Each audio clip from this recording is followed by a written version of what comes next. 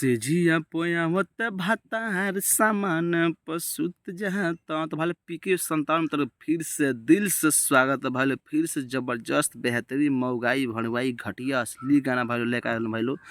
Please भाई लोग गाना सुनेगा मजा आई तो चैनल सब्सक्राइब लाइक जितना देर मऊगा दोस्त बार भाई लोग सबके पास शेयर गाना जरूर कर दे जा।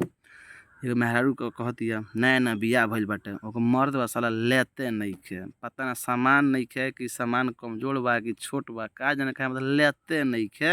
ई मात्र जुआरी बिया तरतराइल बा जवानी बेचारी के नया नया बियाह भइल बा, का करू बर्दाश्त नइखे होता एकर।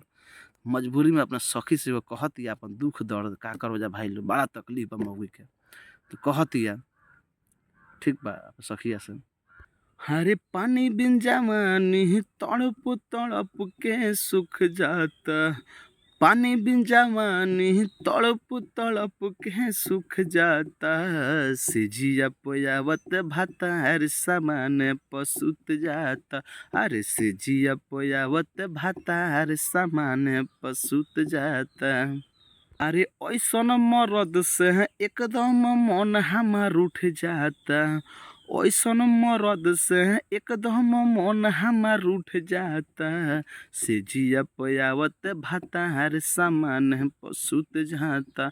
अरे सेजिया पोयावत भातार सामान पसुत जाता। दोबारा फिर से औरत औरी कहती है अपना सखिया से, लागता जवानी में एकरा धइले बा पोलियो, कहियो न चाटता भातार होठल लियो।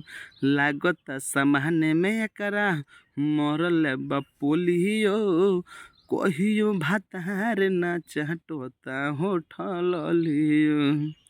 अरे कबो ना हमारा मन से कर हुक जाता, कबो न हमारा मन से कर हुक जाता, सेजिया पोयावत भातार सामान पसुत जाता, सेजिया पोयावत भातार सामान पसुत जाता।